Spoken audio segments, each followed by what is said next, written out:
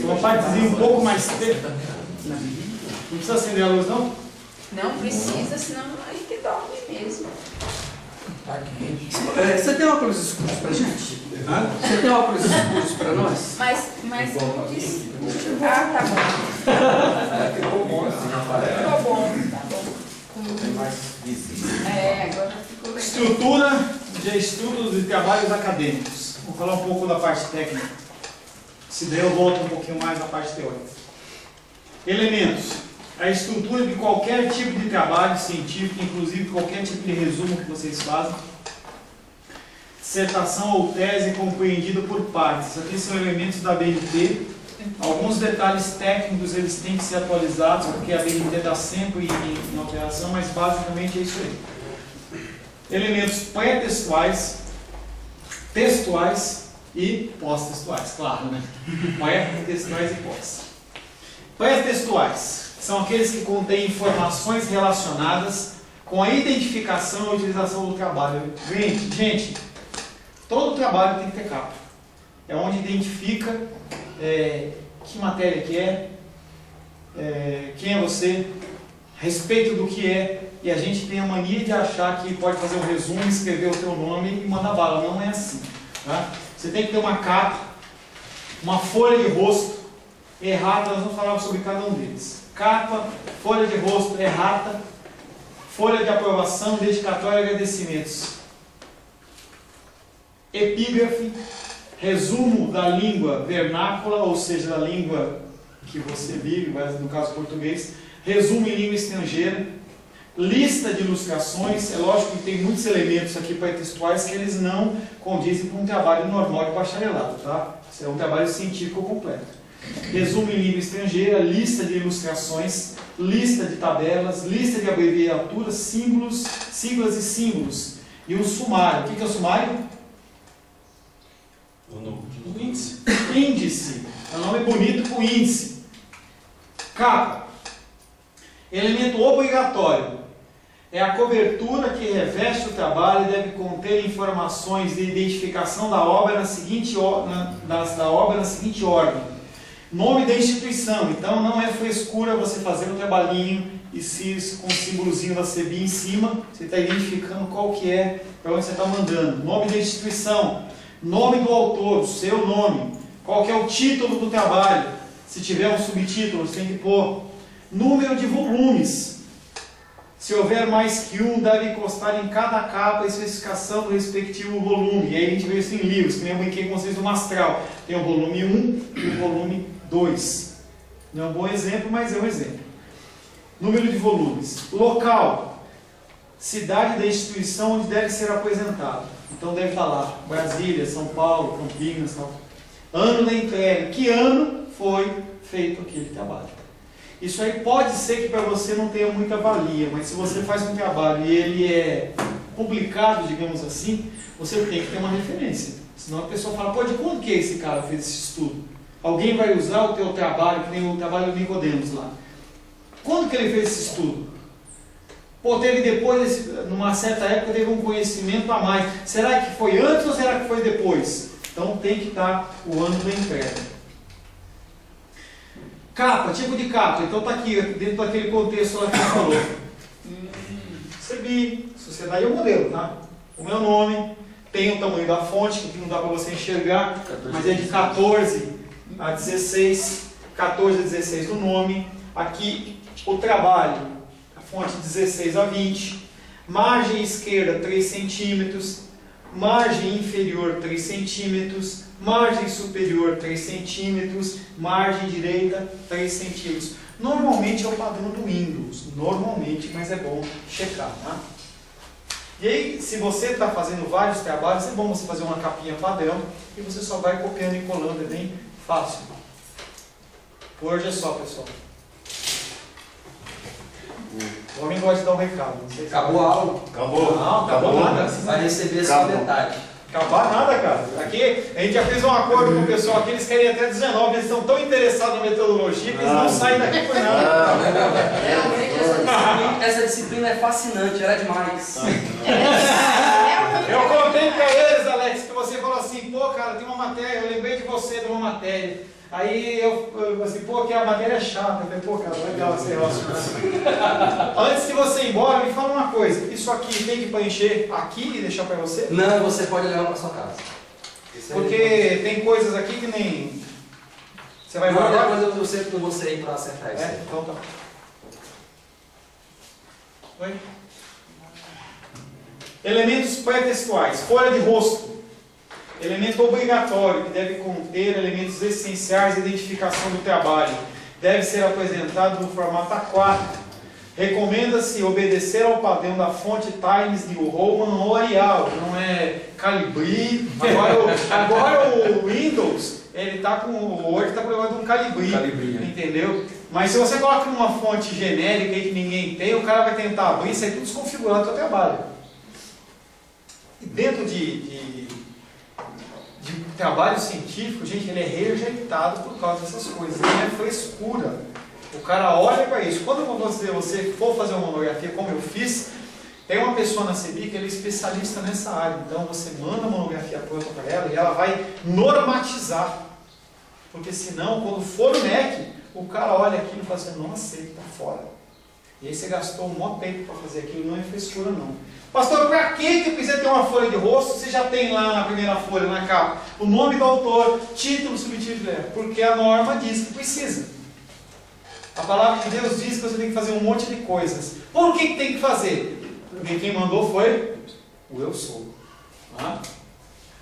Também tem que ter um elemento pretextual na folha de rosto. Natureza da tese, aí você começa a acrescentar uma série de informações. Natureza. É uma tese, é uma dissertação, um trabalho de conclusão de curso, é uma monografia. Qual o objetivo? Aprovação em disciplina, claro, grau pretendido, grau pretendido. Nome da instituição, faculdade, curso, área de concentração. E nome do orientador.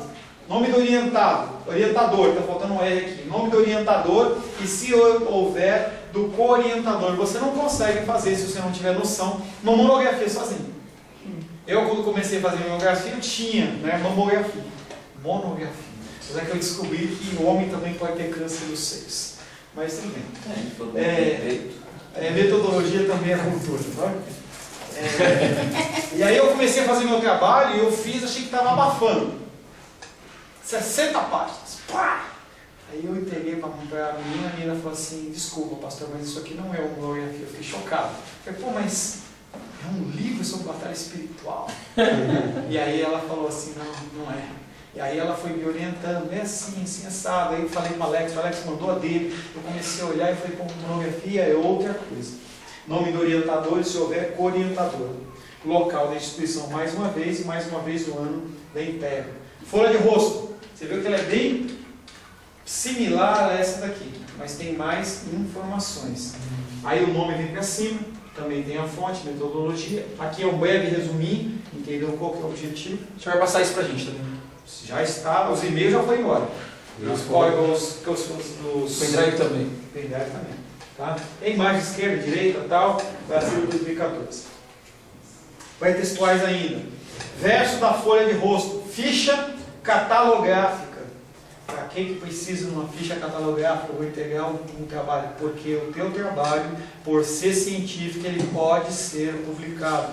Cadê o livro aí? Abre aí, Olivel, por gentileza. Olha aí, você não vê que tem uma caixinha, um quadrado. Todo livro tem uma caixinha, entendeu? Com uma série de informações que às vezes você nem entende o que está escrito aí, ó. A tua Bíblia deve ter, a minha aqui, ó.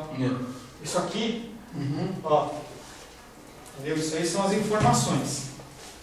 Elemento obrigatório deverá constar a ficha catalográfica, que é a identificação padrão do trabalho a ser catalogado na biblioteca da faculdade ou em outras, e deverá seguir padrões internacionais. Já não é ABNT, é uma associação mundial, não é B brasileira, é mundial, tá?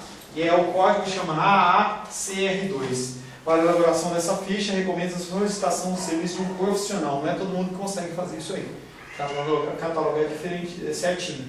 Então você faz um trabalho e o cara cataloga. Você vai lá na biblioteca, lá você está olhando lá sobre. Ele está falando de mamografia, câncer de mama. Aí você vai lá no meio, você encontra um estudo sobre futebol americano. Por quê? O cara fez um catalogamento errado e aquilo ali caiu numa prateleira errada. Aí aquele exemplo, se você pegar a tua Bíblia, você vai ver esse quadrinho com um monte de informações aqui. Errata. Elemento opcional, utilize-se para a indicação de erros porventura cometidos e sua respectiva correção, acompanhado de sua localização no texto. Pastor, para que é conteúdo mais errado? Não é só eu vir lá no Word, corrigir, imprimir outro. Não. Eu mandei uma monografia para a frente. Vai ser analisado. Se essa monografia já foi analisada por uma série de pessoas, o documento já foi analisado por uma série de pessoas, você não pode simplesmente rasgar aquele e imprimir outro. Já tem assinaturas, já tem ok, já tem vistos naquele documento que você não pode perder, porque você não começar todo um processo de novo. Então você faz uma errata. Entendeu? Um adendo, um apêndice ali dizendo, olha, na página tal, onde estava escrito mamão papai, não era mamão papai, é espírito de mamon. Então são correções que você vai fazendo, entendeu? Sem ter que corrigir tudo. Então quando a pessoa vai ler o teu trabalho e fala, pô, pera um pouquinho, que coisa louca. Não, pera um pouquinho, tem uma errada. O que é? Ah, não. O cara identificou o erro, seja da datilografia, não, seja de digitação, seja um erro conceitual, qualquer que seja, na errata você corrige. Como é que ele vai anexar essa errata no trabalho? Vai anexar de qualquer forma. Aí coloca solto, não sei se. Aí você me pegou. Como que ele vai anexar? É porque já está pronto, Boa pergunta. encadernado e tudo. Boa pergunta. Não sei te dizer. Tá? Mas que ele vai anexar, vai. Tá? Exemplo. Identificação errada de linha, entendeu? E aí tem o formato direitinho, tamanho, que fonte que você pode usar e as margens dedicadas. Mas lá na folha que está contendo o erro, vai mencionar na errata? Aliás, lá fala que... Não, na folha lá não, está pronta. Ela no final ou no começo, eu não lembro de vai errata, se não me engano vai errata. Talvez nessa folha tenha uma indicação, né? No final. Sim, não. Na folha original que já foi impressa, não. Você não tem. O trabalho não aparece que tem um erro lá. Simplesmente você vai ter indicação antes. Você acha bastante, por exemplo, em manual. A gente está falando em trabalho de faculdade, mas, por exemplo, manual. Então, às vezes você compra um produto, vem com manual, aí vem um papelzinho solto ali, falando assim, olha, esse manual ele é só para os produtos tal e tal e tal, não é para tal produto. Então é uma errata que estava feita no manual de uma forma errada. No caso da monografia, você me pegou, eu não sei te dizer não. Tá?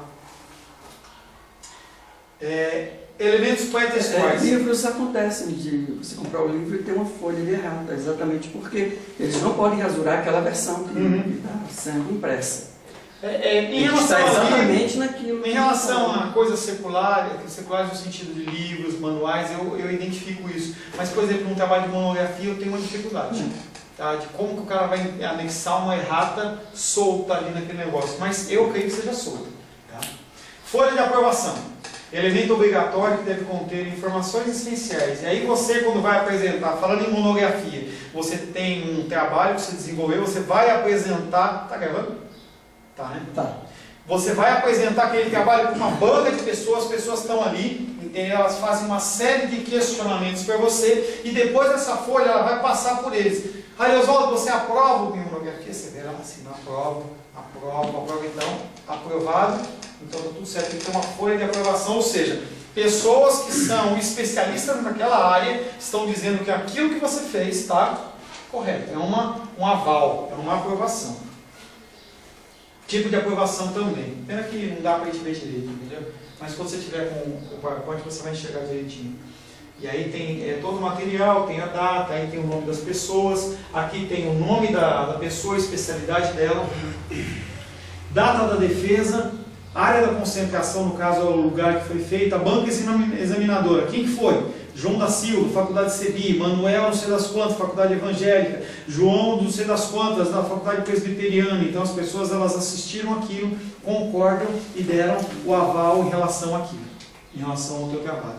Dedicatória, página opcional, onde o autor presta homenagem, dedica o seu trabalho. E aí, cristão vai falar, primeiramente, eu dedico o meu trabalho a Deus, e também a minha esposa que foi fiel, e os meus filhos que tiveram paciência. Aí você escreve todo aquele monte de coisa lá ao teu critério.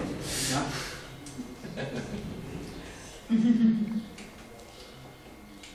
Dedicatória. Agradecimentos. Aí você sai agradecendo para todo mundo. De preferência, tem que agradecer aquelas pessoas que te suportaram, entendeu? Fazendo a monografia, entendeu? As pessoas que te ajudaram. E aí você vai lá, uma página opcional, obrigatória, porque senão, quando você for fazer a próxima monografia, ninguém vai te ajudar. Página opcional, onde o autor deve ser dirigido às pessoas ou instituições que realmente contribuíram de maneira relevante à elaboração do trabalho, restringindo-se ao mínimo necessário. Deve receber título ou projeto gráfico, fica a critério do autor. Ou seja, isso aqui é de livro e escrita. Tá? Falei de gráfico, Carlos já? Bom, precisa de, aproveitando o merchandising, se você precisar de algum impresso gráfico para a sua igreja ou para o seu comércio, você pode procurar o pastor Carlos. Ele, além de ter um ministério, ele também executa o serviço de produtos gráficos. Amém? Obrigado. Amém? Epígrafe. Página opcional onde o autor insere uma frase, ou um pensamento, ou até mesmo versos, no qual o autor apresenta a citação seguida de autoria relacionada à matéria tratada no corpo do trabalho. Também podem ser apresentados epígrafes nas folhas iniciais. Aí é uma coisa que, se você não tiver o que falar, fique de boca fechada. Às vezes a pessoa escreve aquelas frases assim, entendeu? Para-choque de caminhão, e ela vai lá e coloca nos textos e fica ridículo. Se você tiver que escrever alguma coisa, você vai escrever e também tem que citar a fonte. Sempre citando a fonte. Isso é muito importante no trabalho científico. Porque se você não cita a fonte, a pessoa pode te processar por plágio, que é cópia. Tá? Resumo em português e inglês, é uma coisa muito simples. Página obrigatória, onde o autor insere um texto bastante sintético, que inclui as ideias principais do trabalho, permitindo que tenha uma visão sucinta do todo, principalmente das questões de maior importância, das conclusões que se tenha alcançado. Então você faz um resumão do teu trabalho, entendeu? Em breves linhas. E aí, quando você fala em teses e dissertações, apresentar um resumo com no máximo 500 palavras, você fala assim, pô, caramba, 500 palavras é palavra pra caramba. Mas em relação ao trabalho de monografia, não é muito. Tá? E no caso de outros tipos de trabalhos acadêmicos, até 250 palavras. E você tem que colocar palavras-chave. Lembra no Google, quando você vai digitar as coisas, tem palavras-chave. São palavras que vão identificar o teu trabalho. Por exemplo, a minha monografia, maldição hereditária, libertação, e você sai falando uma série de palavras que vão fazer referência ao teu trabalho. No contexto de tecnologia, hoje isso é muito usado, porque quando você faz um vídeo e posta lá no YouTube, você coloca palavras-chave. Então, quando a pessoa digitar lá heresia, vai achar o teu vídeo. Vai digitar maldição, ele vai achar o teu vídeo. Então, são jeitos da pessoa achar além da sua descrição inicial. E você tem que fazer a folha do resumo em português e também em inglês. Pastor, eu não conheço inglês. Não vale usar o Google Tradutor, senão você pode estar xingando a mãe de alguém. Você tem que achar alguém que seja capacitado para fazer isso, sempre pensando num trabalho científico que vai ser publicado, claro. Lista de ilustrações, tabelas, abreviaturas e siglas. É opcional. Apesar de ser opcional, é sempre interessante você ter no teu trabalho uma identificação para a pessoa poder fazer relação do que é aquela tabela. Você vê uma tabela solta lá, ou um apêndice, alguma coisa no final, você fala assim, o que se refere isso? Se não tiver um vínculo, você não consegue estabelecer. Recomenda-se fazer lista para informações que contenham mais de 3 itens. Observação. As listas devem estar em folhas separadas, devem seguir a seguinte ordem. Uma folha para a lista de ilustrações ou figuras, uma folha para tabelas, uma folha para abreviaturas e siglas e outra para símbolos. Se você pegar o teu livrinho aí, você vai encontrar em especial livros de teologia, você vai ver bastante isso. O que é a versão? É a NVI, o cara não vai escrever New Version International, ele não vai escrever King James, não sei das quantas, então ele coloca lá só a abreviação. Bíblia Almeida, revista e atualizada. Não, ele coloca só a área. Então, mas a pessoa tem que fazer a referência numa folha à parte. E aí o exemplo, entendeu? Lista de tabelas, tabela 1 está na página tal, é como se fosse um sumário das tabelas, um sumário das figuras, um sumário de cada coisa. Apresentação de ilustrações no texto. Entende-se como ilustração, gráficos, diagramas, desenhos, fotografias, mapas, etc. Tudo que for uma imagem, entendeu? E você está colocando junto no texto. Por exemplo, entendeu? Eu coloquei aqui, eu estava fazendo um trabalho com a minha filha, que ela tinha que fazer, eu aproveitei a imagem e coloquei aqui.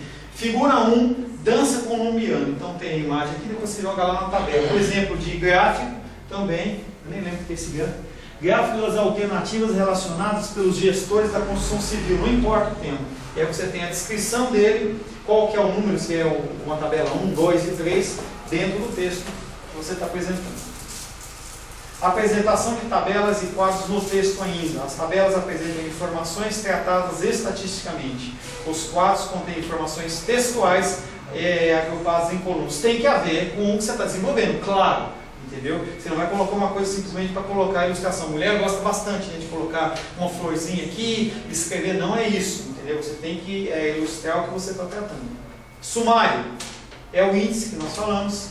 Tá aí o índice, tem um esquema todo declarado para você fazer. Sumário começa com item 1, depois 1.1, 1.1, 1.1 e ele vai seguindo. Tem a série de tipos de sumários da movimentação do sumário. E depois você tem conclusões e referências bibliográficas semelhantes a uma seção primária. A gente vai falar um pouquinho sobre isso. O sumário aí tem que usar a própria palavra ou pode colocar índice? Tem que pôr sumário, não é índice.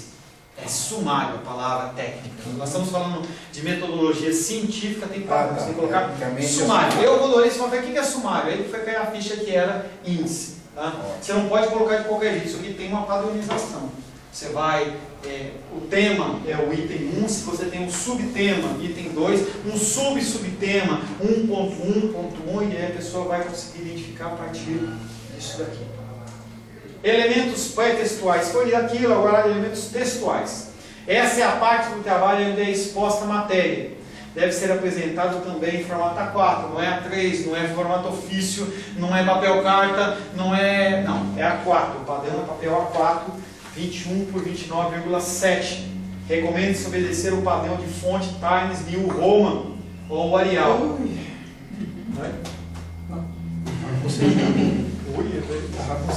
Margens iguais, aí tem toda a definição das margens, que vai aparecer a sequência certinha.